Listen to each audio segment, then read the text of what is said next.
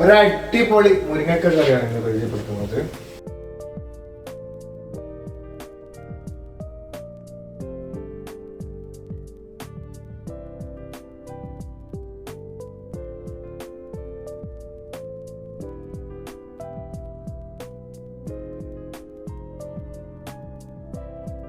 കുറച്ച് പരിപ്പ് ഇവിടെ വേവിച്ച് വെച്ചിട്ടുണ്ട്. അപ്പോൾ നമുക്കിനി തുടങ്ങാം. നമ്മുടെ കറിയിലേക്ക് വേണ്ട ടൊമാറ്റോ പേസ്റ്റിന് വേണ്ടിയിട്ടുള്ള കുറച്ച് കാര്യങ്ങളാണ്. അതിൻ്റെ കൂടെ തന്നെ നമ്മൾ പച്ചമുളകും കൂടി ആഡ് ചെയ്തിട്ടാണ് ടൊമാറ്റോ പേസ്റ്റ് ഉണ്ടാക്കുന്നത്.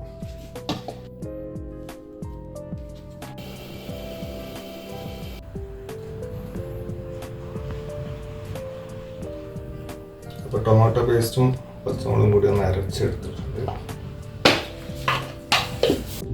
പിന്നെ വേണ്ടത് കുറച്ച് തേങ്ങ, ഒരു 2 ഏലക്കയുടെ കുരു, കുറച്ച് കാഷ്യൂ, അതുകൂടി ഒന്ന് നമ്മൾ മിക്സിയിൽ ഇട്ടൊന്ന് അരച്ചെടുക്കുക.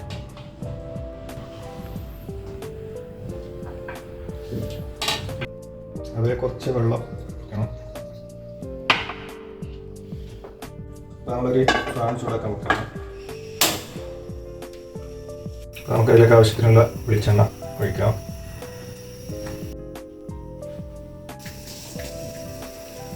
അതിലേക്ക് നമ്മൾ കുറച്ച് ചെറിയ ജീരകം,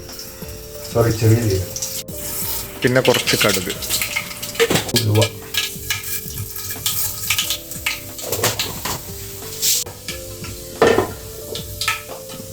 അതിനുശേഷം നമ്മൾ ഈ ചോപ്പ് ചെയ്ത് വെച്ച ഉള്ളി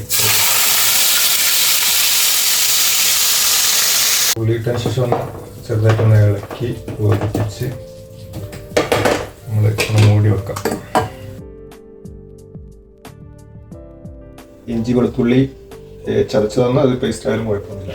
വെളുത്തുള്ളി ചതച്ചത് ഇതിലേക്ക് ആഡ് ചെയ്യാം.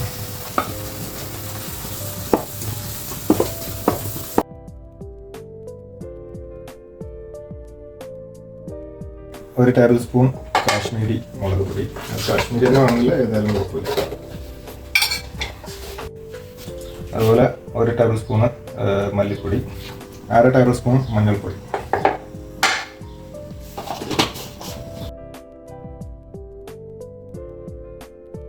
ഓക്കെ, നമ്മുടെ ഉള്ളി വെളുത്തുള്ളി ഇഞ്ചി ഏകദേശം റെഡി ആയിട്ടുണ്ട്. അതിൻ്റെ കൂടെ നമുക്ക് മസാലയാണ് ചേർക്കുന്നത്. മസാല ചേർക്കുന്നതിന് മുമ്പ് നമ്മൾ തീ കുറച്ച് ലോ ഫ്ലെയിമിൽ ഇടണം. അപ്പോൾ മസാലപ്പൊടി ഒന്ന് നമുക്ക് ആഡ് ചെയ്യാം.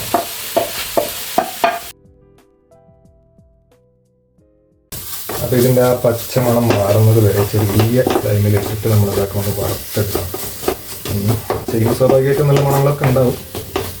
കൂടുതലായി കഴിഞ്ഞാൽ കൈക്ക് വരാൻ സാധ്യത, ഒന്ന് കൂടുതൽ ഇളക്കരുത്. ഓക്കെ, അതിന് ശേഷം നേരത്തെ വേവിച്ച് വെച്ച പരിപ്പ് ഇതിലേക്കൊന്ന് ആഡ് ചെയ്യാം. ഇനി വേണമെങ്കിൽ തീ കൂട്ടാം. നമുക്ക് ആവശ്യത്തിനുള്ള ഉപ്പ്, അതായത് സാൾട്ട് വേണമെങ്കിൽ നമുക്ക് ആഡ് ചെയ്യാം.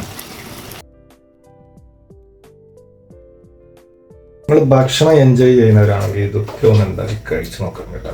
ഇത് നമുക്ക് ചോറിനായാലും ചപ്പാത്തിക്കായാലും ഇതിനും നമുക്ക് നല്ല മാച്ചിങ് ആണ്. കാര്യങ്ങൾ വരുന്നുള്ളൂ. ബാക്കി ഇത് നമ്മൾ നേരത്തെ തയ്യാറാക്കിയ ടൊമാറ്റോ പച്ചമുളക് രണ്ടും കൂടി മിക്സ് ആയിട്ടുള്ള ഒരു പേസ്റ്റാണ്.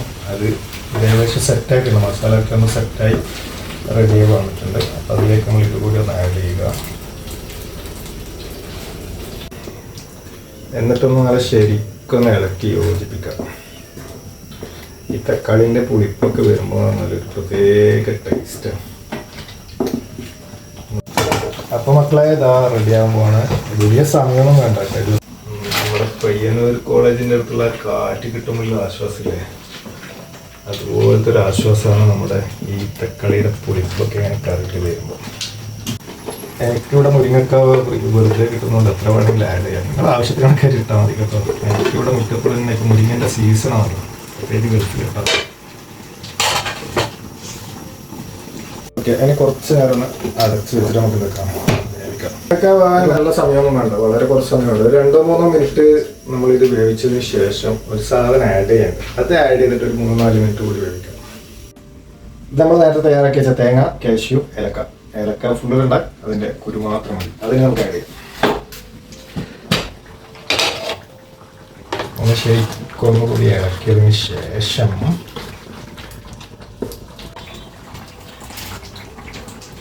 അപ്പോൾ അതിലൊക്കെ അങ്ങനെ ആഡ് ചെയ്യാം. നിങ്ങൾ ഇതുവരെ ഇങ്ങനെ ഒരു സാധനം കണ്ടിട്ടോ കേട്ടിട്ടോ ഒന്നുമില്ല. കാരണം ഇത് ഇന്നലെ ഞാൻ കണ്ടുപിടിച്ചതാണ്.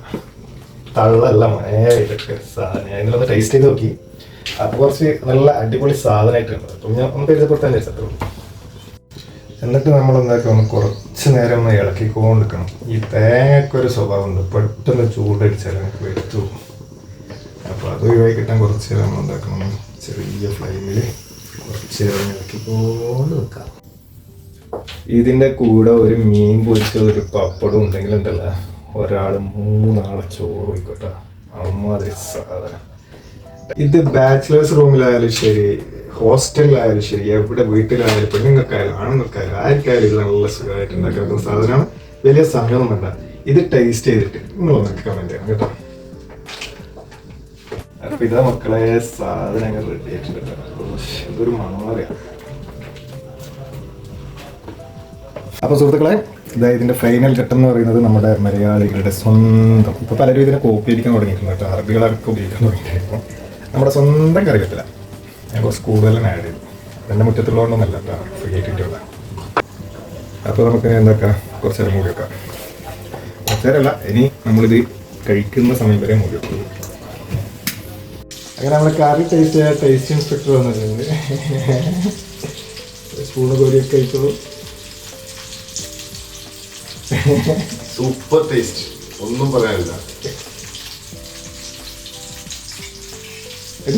നിങ്ങൾ എൻ്റെ ചാനൽ സബ്സ്ക്രൈബ് ചെയ്യാൻ വേണ്ടിയിട്ട് ഞാൻ നിങ്ങൾക്ക് ഒരു ഗിഫ്റ്റ് തരുന്നുണ്ട്. പലരും എന്നോട് ചോദിച്ചൊരു കാര്യമാണ്, എന്താണ് ഈ മസാല കൂട്ടുന്നത് ഒന്ന് കാണിച്ചാൽ.